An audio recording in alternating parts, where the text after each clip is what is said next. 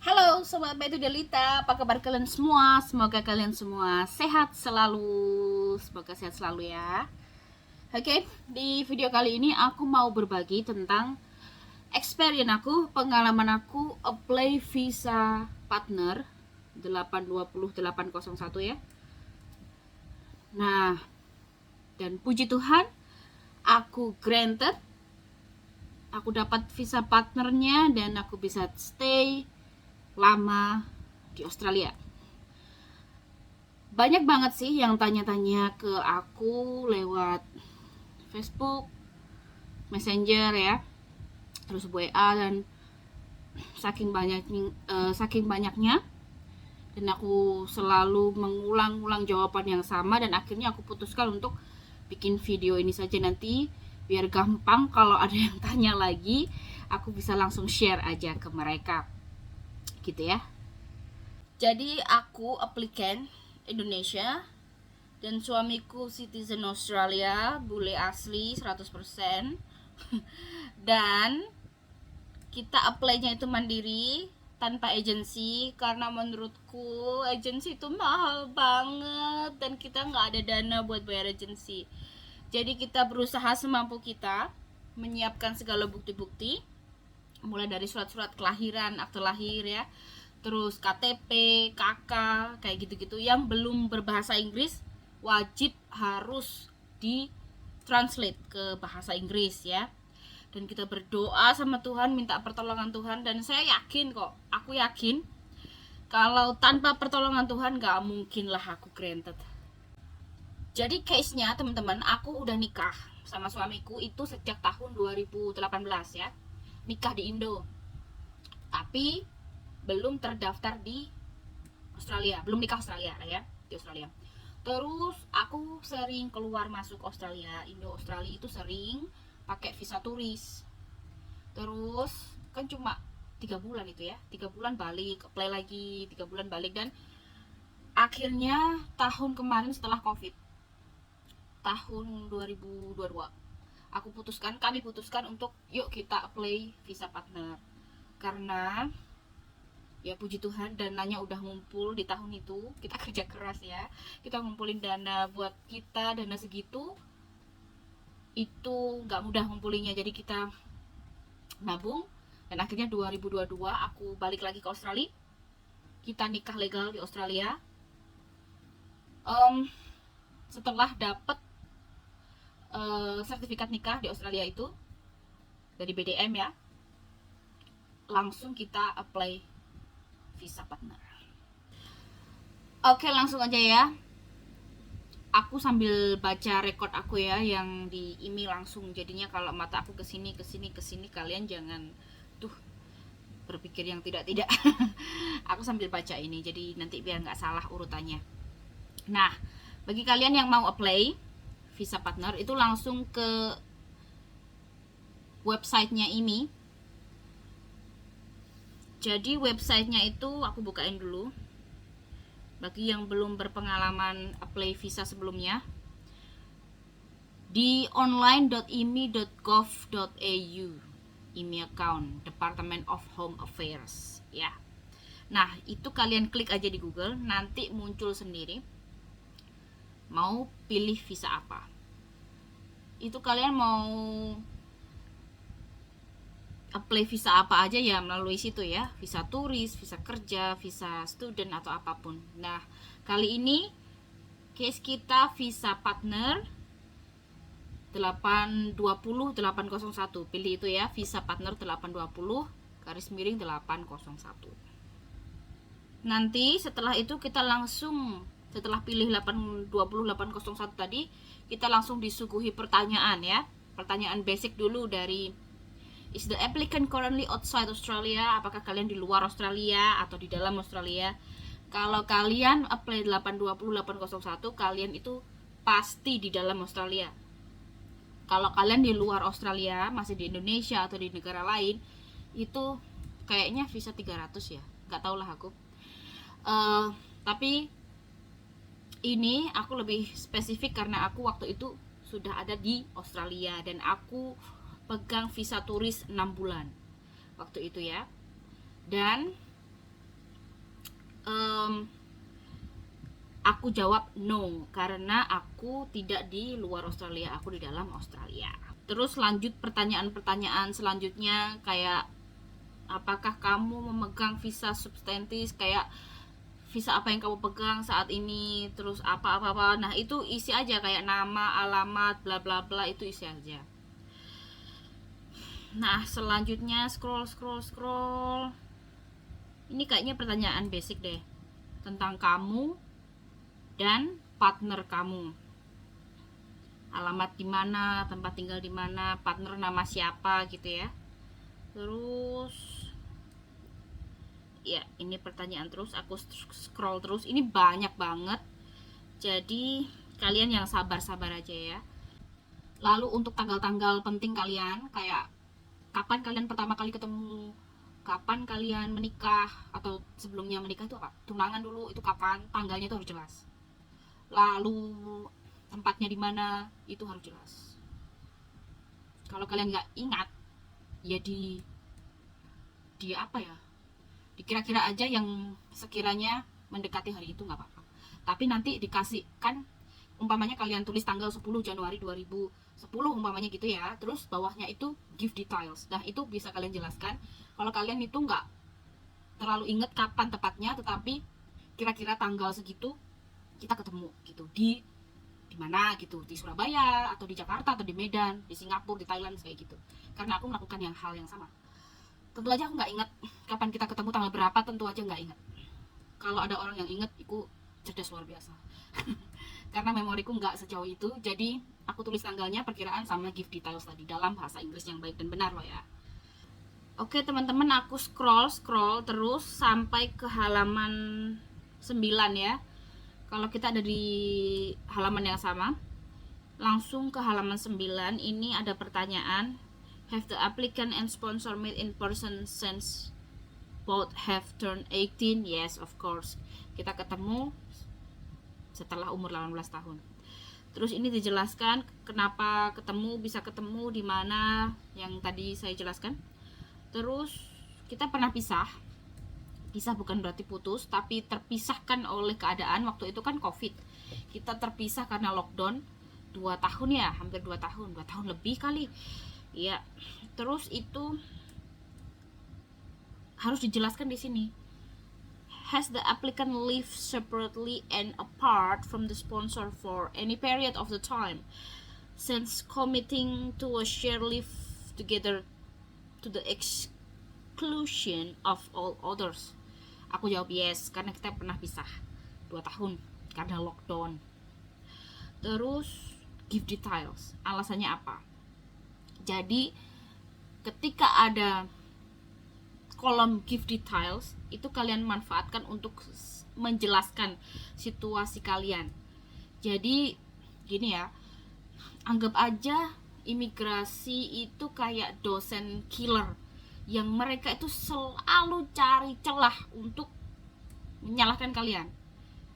Bukan menyalahkan sih, apa ya, untuk mencari kebenaran. Karena mereka memang berhadapan dengan banyak orang yang ilegal juga ya. Jadi ya harus dijelaskan sebenar-benarnya keadaan itu secara gamblang, sehingga mereka paham betul background kamu tuh kayak apa. Kamu itu benar-benar mengusahakan visa yang benar, keadaan kamu benar-benar punya pasangan di sini dan kamu berhak hidup dan tinggal di Australia, kayak gitu ya. Jadi bukan orang yang mencari keuntungan saja dari visa secara ilegal, bukan itu. Oke, kita lanjut ke halaman selanjutnya, halaman 10 ya. Nah ini challenging banget karena aku kayak nulis cerita bersambung.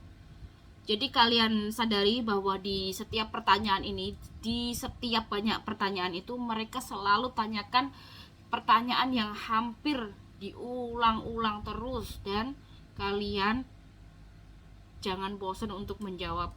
Mungkin kenapa mereka tanya pertanyaan yang diulang-ulang itu, agar mereka tahu apakah kamu konsisten dengan jawabanmu, dan kamu harus hati-hati di situ ya. Untuk tanggal, untuk kebiasaan, untuk hobi masing-masing itu dijelaskan di sini, dan ini tuh challenging banget buat aku. Yang aku lamanya tuh di sini. Halaman 10 ya. Halaman 10 ada pertanyaan relationship details. Give details of the financial aspect of the relationship. Itu financial aspect. Nah, di sini aku jawabnya ya, aku kasih bocoran. 1. Lease agreement. Joint rental status at property. Itu nama bersama atau nama pasanganmu atau nama kamu. 2. Joint bank account. Itu ya disiapkan. Terus 3. Siapa yang buy groceries? Belanja. Siapa yang ngasih duitnya, siapa yang belanja, siapa yang masak, itu dijelaskan. Terus electrical and utilities. The property does not have gas, so we no need to pay gas. Jadi aku nggak bayar gas. Tapi dijelaskan siapa yang bayar listrik, itu suamiku, atas nama suamiku. Terus siapa yang bayar wifi, itu namaku, pakai namaku gitu. Nah, terus pekerjaan suamiku apa? Itu aku tulis di sini, aku jelaskan. Terus kita juga ada sewa gudang di Kennard. Nah, itu aku lampirkan. Kita lampirkan itu pakai nama suami dan nama aku, nama kita berdua. Sewa gudangnya itu ya. Itu tagihannya per bulan, itu dilampirkan. Oke. Terus selanjutnya give details of the nature of the household.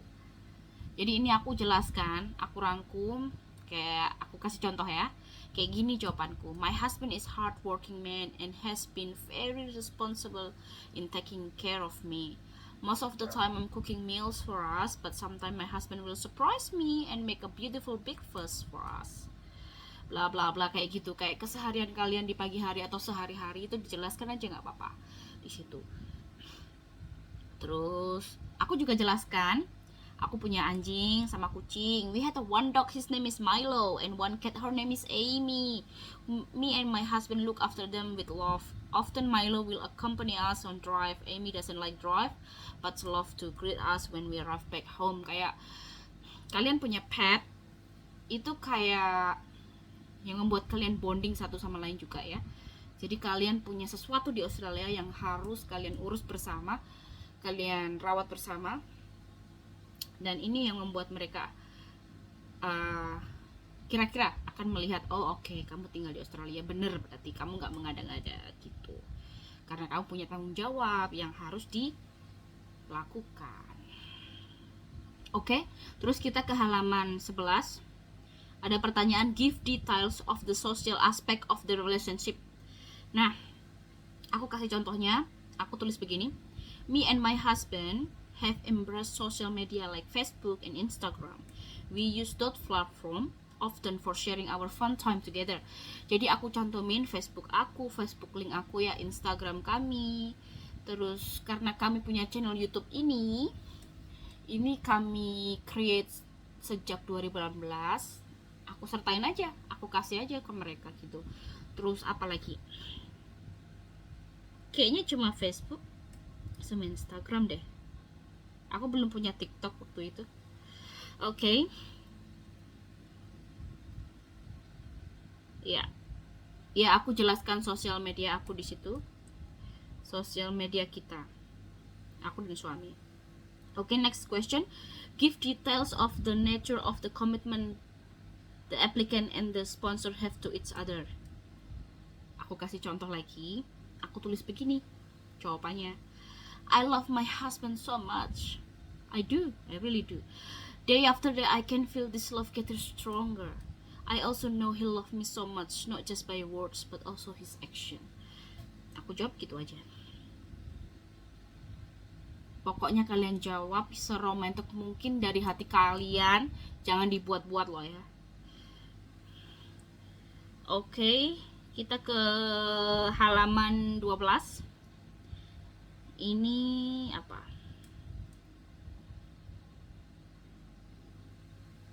Oh itu ya, itu berlanjut ke halaman 12 pertanyaan tadi. Jawab aja.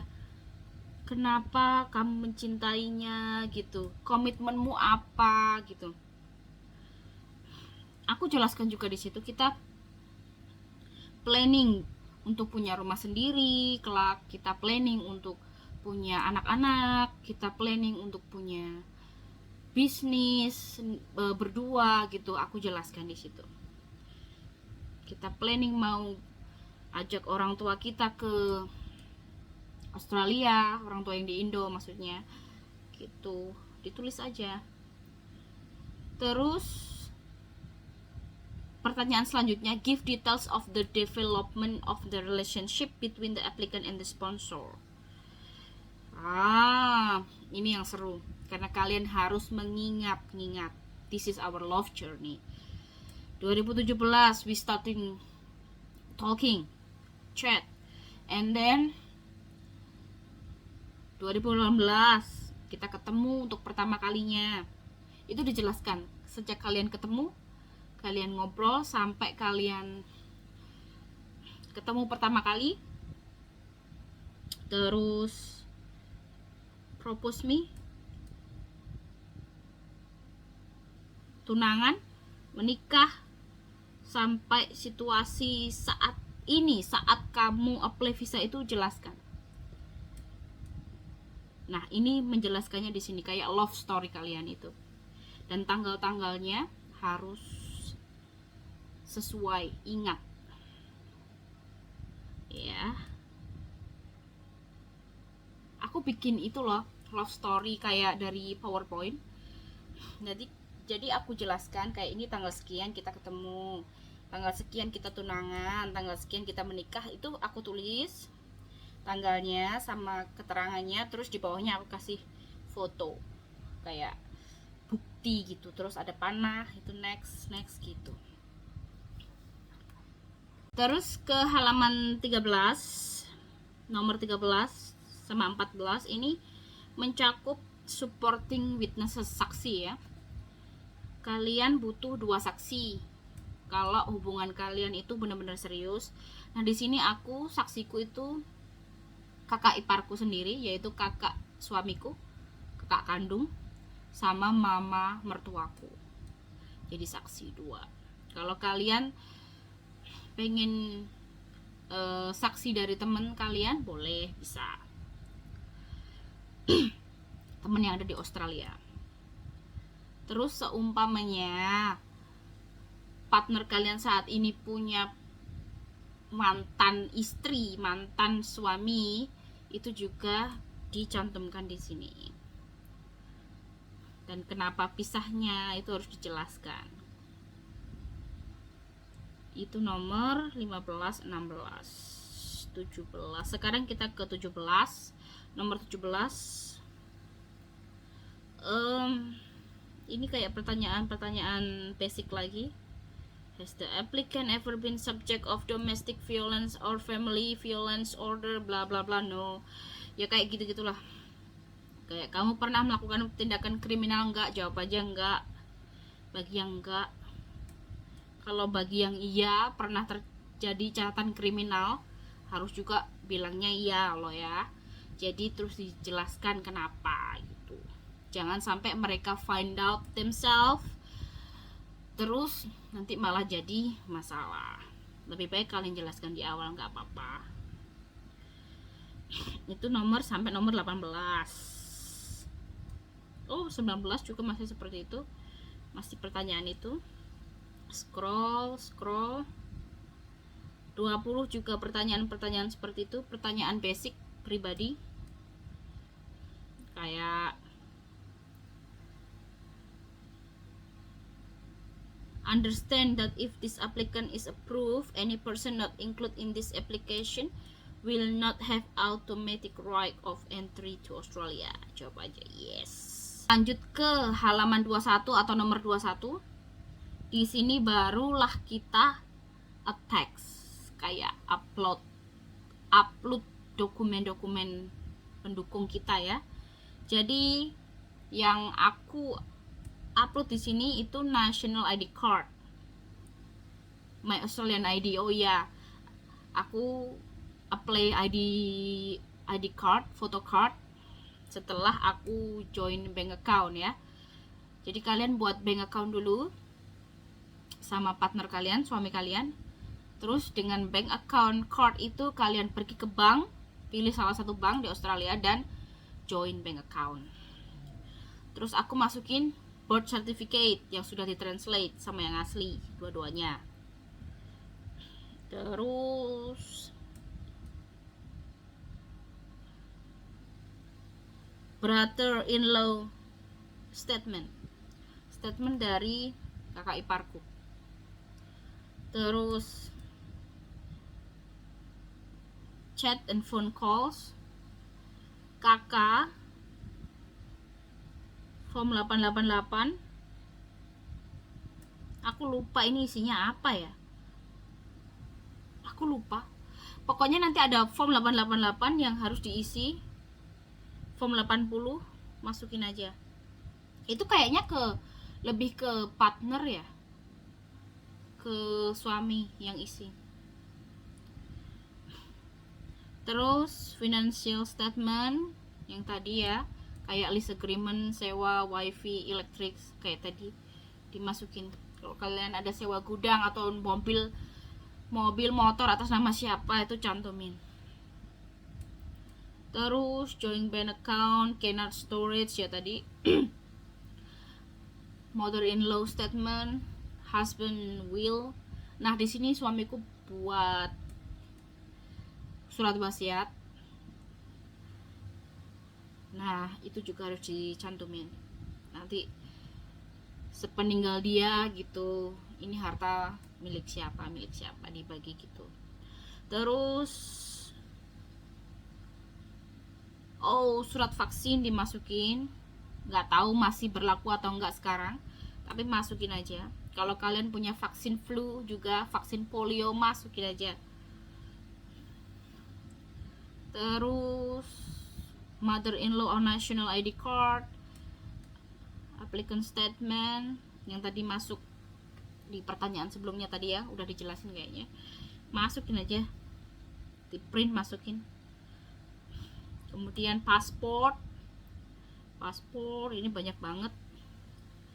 Kemudian fotograf, police check, SKCK masukin, previous visa masukin, sister statement itu dari pihakku, dari keluargaku ngasih statement kalau memang benar aku dan suamiku menikah pada tahun sekian dan sekarang ikut suaminya tinggal di alamat bla bla bla gitu.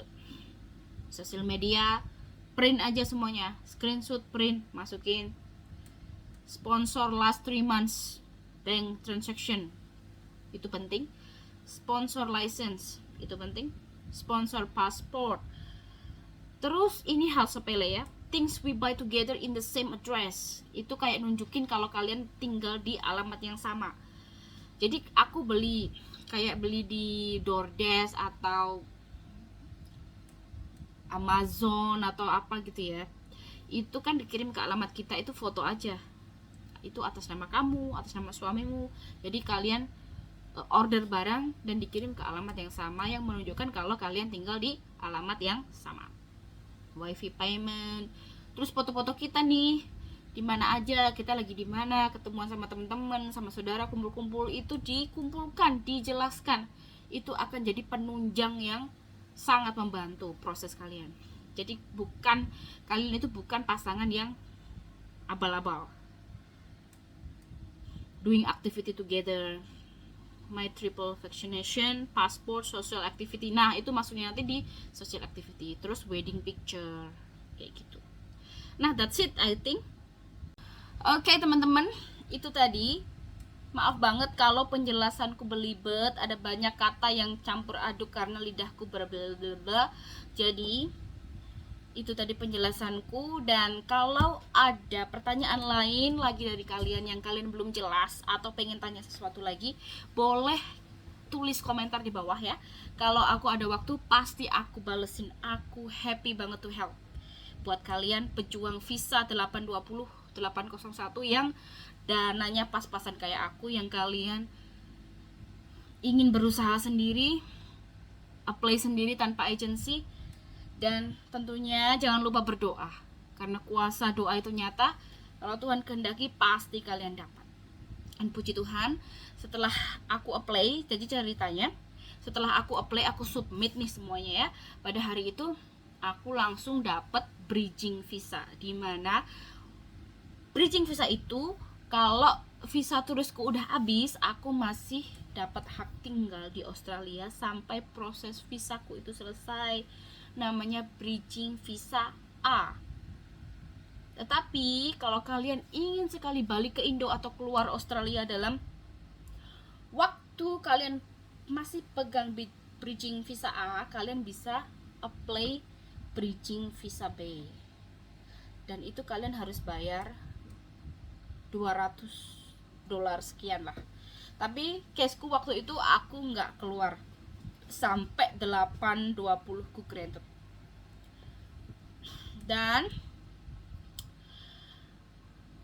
perjalananku itu nggak mulus langsung granted ya. Setiap 2 bulan sekali aku dapat FPI apa FIP ya, apa FUP, bentar apa ya, RFI, ngaco nih, request for more information. Aku dapat RFI itu setiap 2 bulan sekali. Karena apa teman-teman? Karena aku nggak langsung upload everything at the front ya. Jadi aku itu apply ini yang aku tahu dulu lah. Aku apply aja dulu. Terus immigration minta police check AFP. Nah itu 2 bulan sejak aku submit. Jadi terus aku apply lah AFP itu, lalu aku submit. Itu butuh waktu 2 minggu loh dari hasilnya SKCK-nya itu keluar, SKCK Australia maksudnya itu keluar. Terus aku apply, aku tunggu lagi 2 bulan kemudian aku dapat lagi lah RFI, form apa gitu, aku harus isi lagi. Dan itu makan waktu sebanyak 3 kali RFI aku. Terus akhirnya aku itu submitnya September 2022 dan puji Tuhan April, tepat 7 bulan, April 2023 aku dapat email lagi. Aku sempat mikir gini nih, aduh RFI apa lagi ini. Terus aku lihat lagi tulisannya granted. Ya ampun, sukacita banget. Kayak rasanya perjuangan selama ini Tuhan kehendaki untuk aku dapat visa itu ya. Oh iya, sama itu lupa mention about medical. Jadi sebelum tadi ya, sesudah aku submit, aku kan dapat visa bridging. Nah itu aku langsung juga dapat permintaan untuk medical check up. Katanya bagi kalian yang sedang hamil saat itu jangan medical check up, karena itu kalian mungkin harus menunggu sampai si baby keluar baru kalian boleh medical check up. Nah itu yang bikin prosesnya tambah lama. Nah aku waktu medical check up kan ada pertanyaan, apakah kamu pernah medical 6 bulan terakhir? Aku jawab iya, karena visaku sebelumnya aku medical di Surabaya. Dan saat itu aku harus pergi ke Bupa waktu di Sydney. Udah sampai di Sydney, aku medicalnya di Bupa Sydney, Paramata. Aku cuma tes darah dan aku bayar sekitar $78. Beda-beda kan? Ada temanku satu, dia belum pernah medical di Indonesia dan dia kena $385, jadi hampir $400. Jadi beda-beda, kalian jangan kaget karena mereka mintanya apa kita nggak tahu. Kita harus sedia dana yang cukup, dana urgent harus ada. Jadi ketika mereka minta apa, kalian harus secepat kilat memberikannya, karena ada batas waktu juga yang dikasih. Batas waktunya 28 hari. Kalau kalian tidak memenuhi permintaan mereka dalam 28 hari, maka case-nya ditutup, kolom upload dokumennya ditutup, dan mereka akan menyelesaikan proses itu tanpa dokumen tambahan yang kamu sempet masukin. Oke? Kayak gitu. Alright teman-teman, semoga membantu dan feel happy to help. Just ask me any question you want to help you. If I can, if I have time, I will answer. Oke? Tuhan berkati ya semuanya. Sukses, semangat. Thanks for watching everyone, and don't forget to like, share and subscribe, and to click the notification bell to see more great content from Matthew Delita. See you next time. Da-da!